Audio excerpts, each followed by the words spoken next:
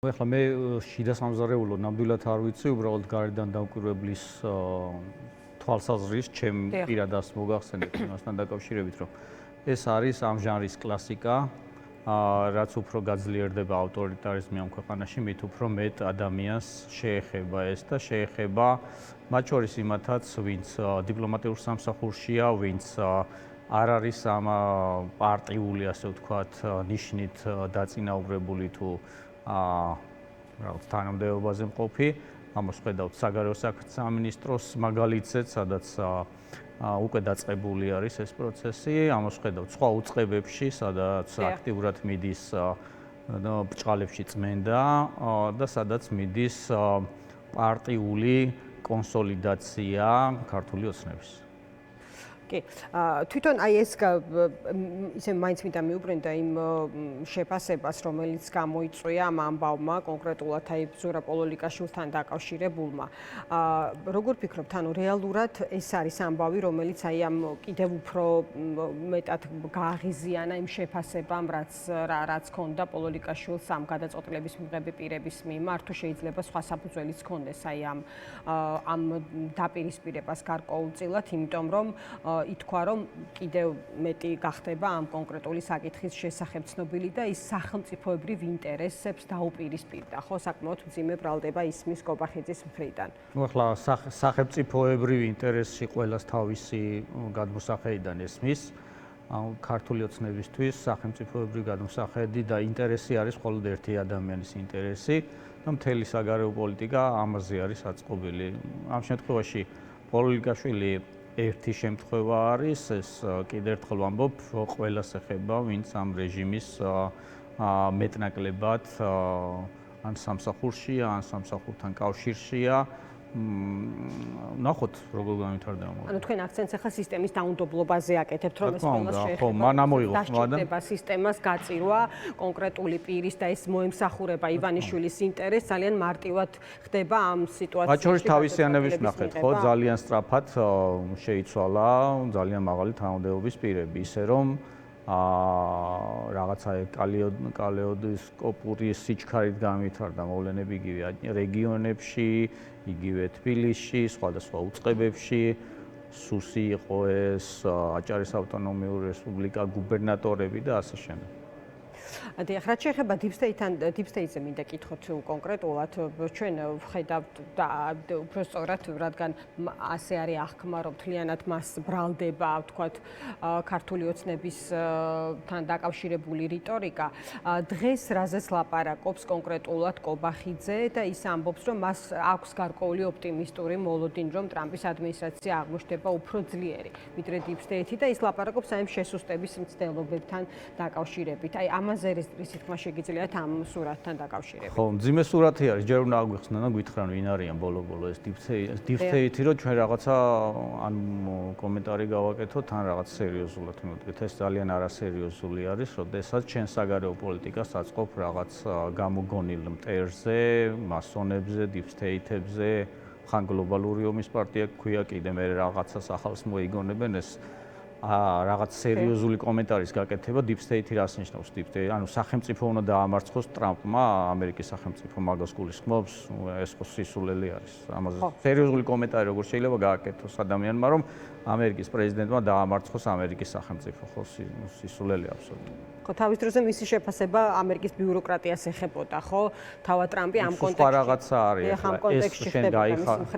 შენი საგარეო პოლიტიკა აწყო, შენი საგარეო პოლიტიკა აწყო, რომ ვიღაცა ერთი უწყება მეორე უწყებას რომელიღაც სხვა ქვეყანაში როგორ ურთიერთობას დაალაგებს ან ვერ დაალაგებს, ეს ძალიან არასწორი წარმოდგენაა ზოგადად საერთაშორისო ურთიერთობებზე და სადღაც მითებში და ლეგენდებში გადადიხარ, რაღაცა სადღეგრძელოების დონეზე პოლიტიკაში გადადიხარ, რაც ძალიან სუსტ პოზიციაში ამყოფებს. ახლა თქვენ წარმოიდგინეთ იგივე ამ რეჟიმის დიპლომატები ან მინისტრები ვიღაცას როდესაც ხვდებიან და აი ამ ზღაპრებს, აი ამ შეთქმულებების თეორიებს უყვებიან პარტნიორებს, ნუ ძალზე მარტივად რომ თქვა ძალზე და არასერიოზულად გამოიყურება ეს ყველაფერი. სამწუხარო რეალობა ეს არის. დიახ, და რამდენად აი სერიოზული შეიძლება იყოს ჩვენ თავის დროზე გვახსოვს, რომ არაერთი თვის განმავლობაში იყო ქართული ოცნების მხრიდან გარკვეულ თარიღებზე ჩამოკიდების მცდელობა, ხო 20 იანვარის შემდეგ რაღაც კიდევ სხვა თარიღი და ასე შემდეგ და აი ამ პერიოდში გვესმოდა, რომ დალაგების რესურსი ქონდა ოცნებას.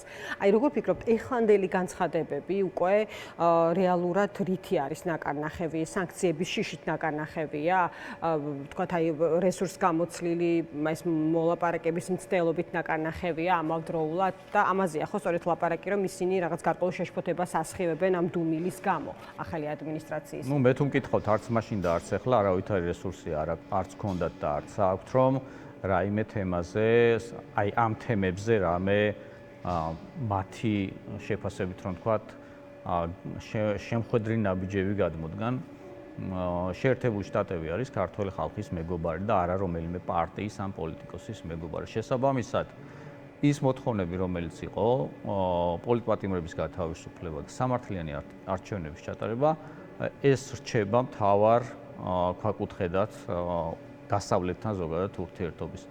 საქართველო არ არის არც სირია, არც საუდის არაბეთი, არც ქუვეითი, რომ ნავთობი და გაზი კონდეს და ახლო აღმოსავლეთის ქვეყანა იყოს და ამის გამო რაღაცებზე თვალი დახუჭონ. ეს არის ქვეყანა, რომელსაც პრეტენზია აქვს იყოს ცივილიზებული დასავლური სამყაროს ნაწილი. ამიტომ შესაბამისად მოქცევა არის საჭირო და ამ ნაბიჯების გადადგმას ელიან ჩვენი დასავლელი პარტნიორები ზოგადად ქვეყნისგან და როდესაც ხედავენ ასეთ ნაბიჯების გადადგმას, ისინი კონკრეტულ ქმედებებზე გადადიან.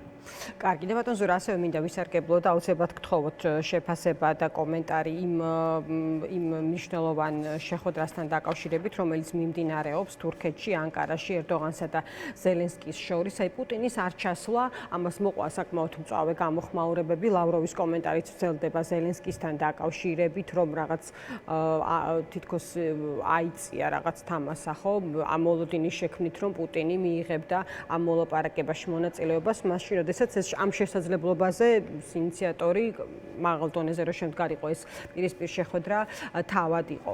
აი რას ფიქრობთ, რა გამოაჩინა დღევანდელმა დღემ, რომელიც ჯერ პრინციპში მეორე ნაწილი არ შემდგარა, ეს პირველ ნაწილზეა საუბარი ანკარაში მიმდინარე შეხვედრის და სტამბოლის ცალკე ამბავია საერთოდ სტამბოლში შეხვედრა, რომელიც დაიწყება, მაგრამ უკვე მაინც შესაძლებელია თავარი დასკვნა გააკეთო იმის შესახებ, თუ რატომ არ შეიძლება ეხლა პუტინი იყოს იქ ადგილზე, აი ამ შეხვედრის. პუტინი დიდი ხნის განმავლობაში დასავლელ ლიდერებს ატყუებდა, რომ თითქოს მას სურს მშვიდობა, დროს წელავდა და ამით ერთგვარად ცილებდა იმას, რომ სანქციები არ მკაცრდებოდა შესაბამისად და უკრაინას შეზღუდული რაოდენობით იარაღი მიეწოდებოდა. ევროპელი ლიდერები უკვე კაიხანი ამ მხრივ გამოფხიზლებული არიან და ახლა დადგა ტრამპის დრო, რომელიც სულ უფრო და უფრო მიწაზე ეშვება და ხედავს, როგორ იქცევა რეალურად პუტინი და მისი მიზანი არ არის მშვიდობის დამყარება. პუტინის მიზანი არის მთელი უკრაინის ხელში ჩაგდება და საბჭოთა კავშირის აღდგენა, ხოლო ახლა ცეცხლის შეწყვეტა და იქ გარანტიების მიცემა უკრაინისთვის, რომ მის სახელმწიფოებრიობა გადარჩება და დასავლეთი სწორედ ამას აპირებს. ეს ნიშნავს იმას, რომ უკრაინას ვერასოდეს დაიპყრობს და ამიტომ ის ცდილობს სხვადასხვა შემოვლის გზებით, მათ შორის ეს თეატრალიზებული ფორმით თითქოს მას სურს მოლაპარაკებები და ეს ღამე შუაღამის გაკეთებული განცხადება, რომ აი შევხვდეთ თურქეთში და იქ ჩავატაროთ მოლაპარაკება, ამ გეგმის ნაწილი იყო, მაგრამ ზელენსკიმ ძალიან სწორედ ასწია თამასა იმასთან დაკავშირებით, რომ პირადად ჩავიდა და განაცხადა ღიად, მათ შორის ტრამპის გასაგონად, რომ ის მზად არის მოსალაპარაკებლად და ჩავიდა.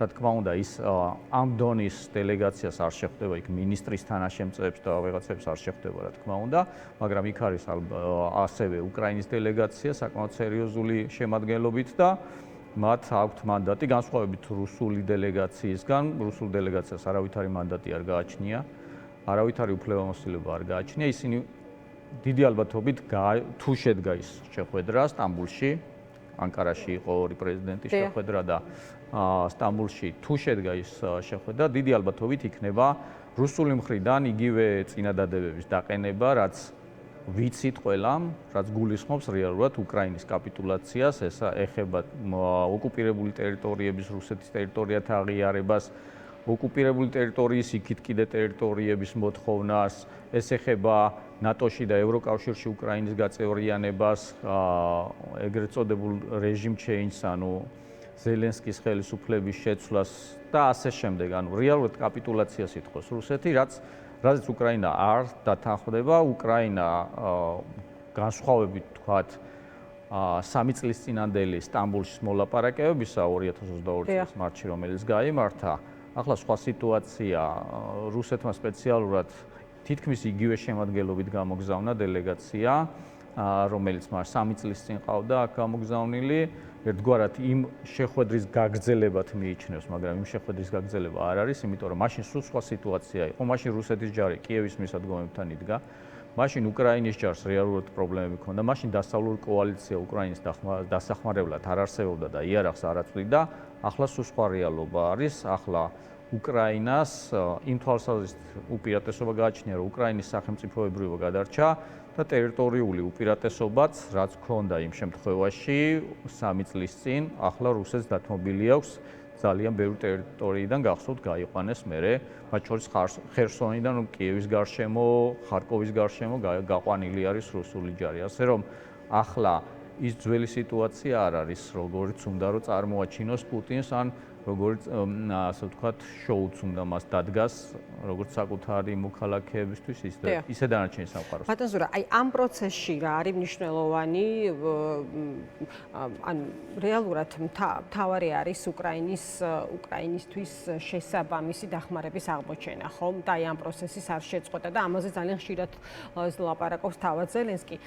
ტრამპს ჰქონდა პრესკონფერენცია კატარში, როგორც ცნობილია და იქ რამდენიმე განცხადება გააკეთა, მათ შორის მის პრიორიტეტთან დაკავშირებით რა არის და ის ამბობს, რომ კონფლიქტის დასრულება არის მისი პრიორიტეტი და არა მისი დაწყება, მაგრამ არასოდეს მოერიდება ძალის გამოყენებას, თუ ეს აუცილებელია შეერთებული შტატების ან პარტნიორების დასაცავად. როგორ ფიქრობთ, აი ვისთვის არის ეს გზავნილი კონკრეტულად და რაზეა ის გათვლილი?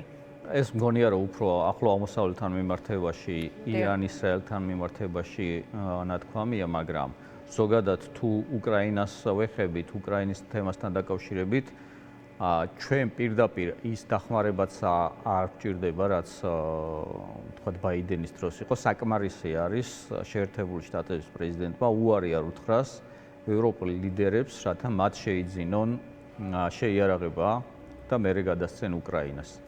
ესეც კი საკმარისია და საქმე აქეთ მიდის, იმიტომ რომ წელიწადნახევარში არის შუალედური არჩევნები და ტრამპისთვის საცოცხლოდ მნიშვნელოვანია, რომ რესპუბლიკელებმა შეინარჩუნონ უპირატესობა, რადგან თუ დემოკრატები იქნებიან უმრავლესობაში, მაშინ ტრამპი უბრალოდ ვეღარ შეასრულებს ყველა იმ წინასაარჩევნო დაპირებებს, რითაც მოვიდა ხელისუფლებაში და რითაც უნდა მერე რომ ისტორიაში დარჩეს როგორც წარმატებული პრეზიდენტი. ამიტომ ის სულ უფრო და უფრო ითვალისწინებს რესპუბლიკურ პარტიაში ეგრეთ წოდებული რეიგანის ფრთის ტრადიციული რესპუბლიკელების მიდგომებს, მათ შორის უკრაინასთან, საქართველოსთან მიმართებაში და ამას ხედავთ ყოველდღიურად. ახლა მაგალითად მომზადებული არის სენატში ინიციატივა რუსეთისთვის სანქციების გამკაცრების თაობაზე, სადაც უპრეცედენტოდ დიდი რაოდენობა არის სენატორების ინიციატორთა რიგებში, ეს არის 80 სენატორი და ამეთქვით ეს